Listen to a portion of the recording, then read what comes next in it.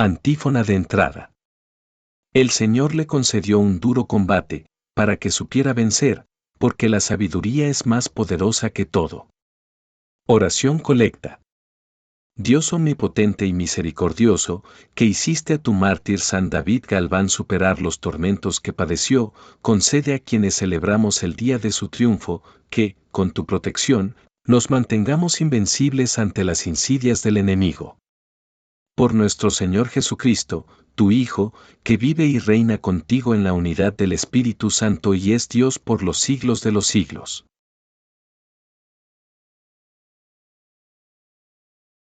Primera lectura. Pon a Urías en el sitio más peligroso, para que lo maten. Del segundo libro de Samuel 11, 1, 4a.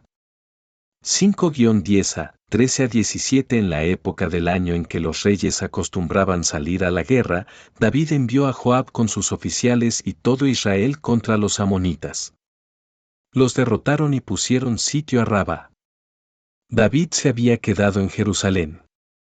Un día, al atardecer, se levantó de dormir y se puso a pasear por la terraza del palacio. Desde ahí vio a una mujer que se estaba bañando. Era una mujer muy hermosa. David mandó preguntar quién era aquella mujer y le dijeron, es Betsabé, hija de Eliam, esposa de Urías, elitita. David mandó unos criados a buscarla. Se la trajeron a su casa y durmió con ella. La mujer quedó embarazada y le mandó decir a David, estoy encinta. Entonces David le envió un mensaje a Joab, haz que venga Urías, elitita. Joab cumplió la orden, y cuando Urías se presentó a David, el rey le preguntó por Joab, por el ejército y por el estado de la guerra. Luego le dijo, ve a descansar a tu casa, en compañía de tu esposa.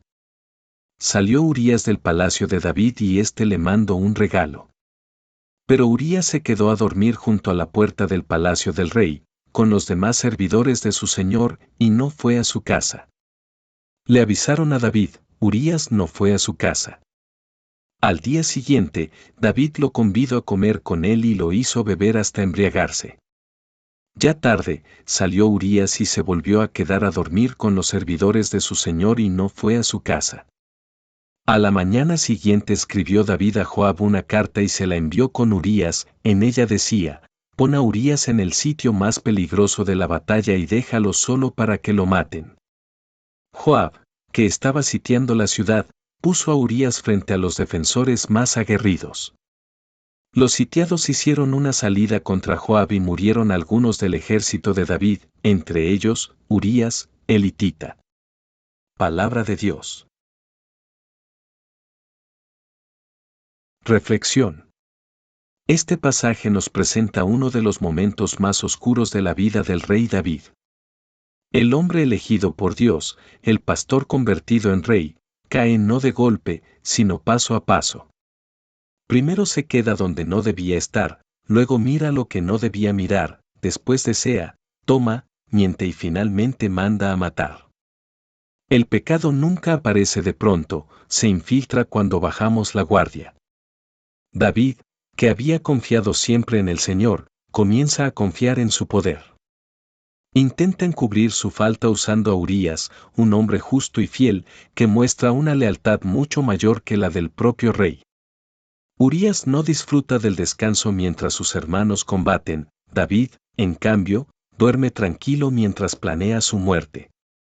Este contraste nos sacude y nos cuestiona. La lectura también nos muestra cómo el pecado, cuando no se reconoce, se multiplica. Lo que empezó como un deseo desordenado termina en injusticia, manipulación y asesinato. El corazón se endurece cuando se justifica el mal y se pierde el temor de Dios. Sin embargo, esta historia no termina aquí. Más adelante, David será confrontado, reconocerá su pecado y se arrepentirá profundamente. Esto nos recuerda que Dios no justifica el pecado, pero nunca cierra la puerta al arrepentimiento. Su misericordia es más grande que nuestras caídas. Esta lectura nos invita a examinarnos con sinceridad. ¿Dónde estamos bajando la guardia? ¿Qué pequeños pecados estamos intentando ocultar? Confiamos más en nuestro poder que en la voluntad de Dios.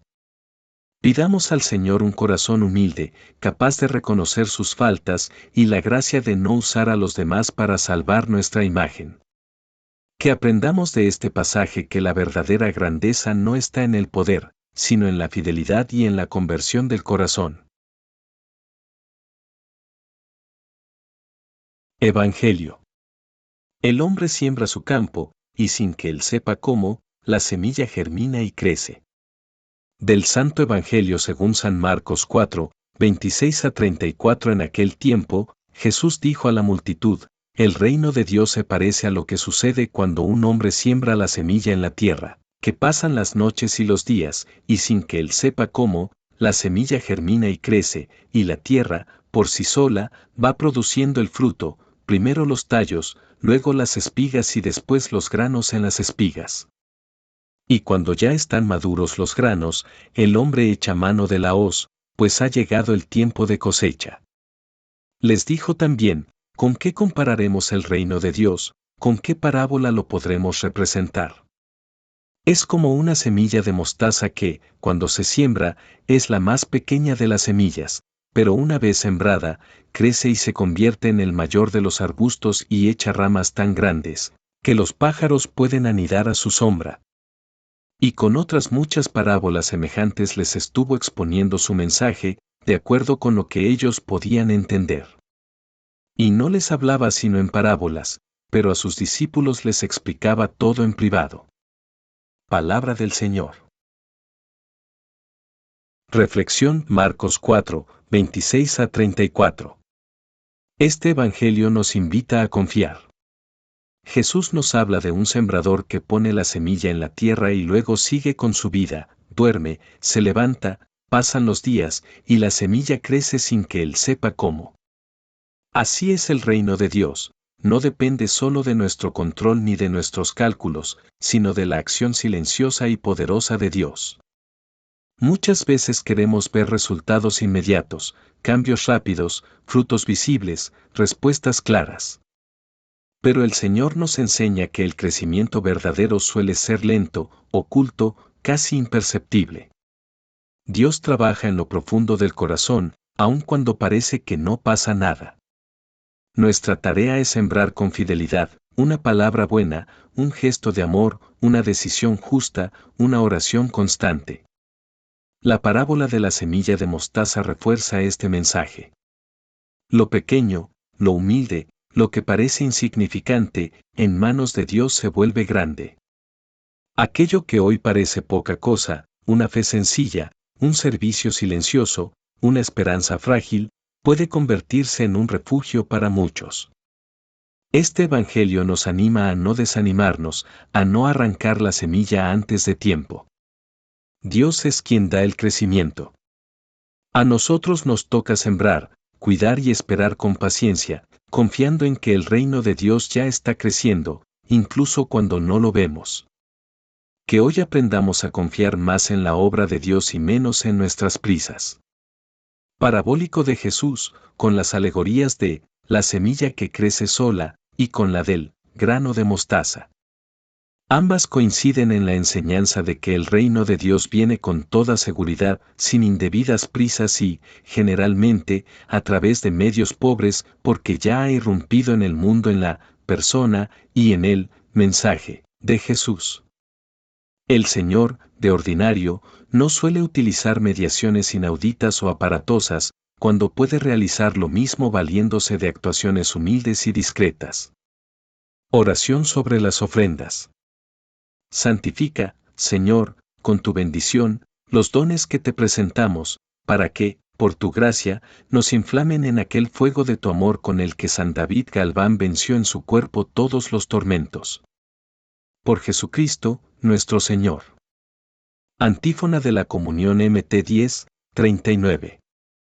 Quien pierda su vida por mí, dice el Señor, la salvará para siempre. Oración después de la comunión.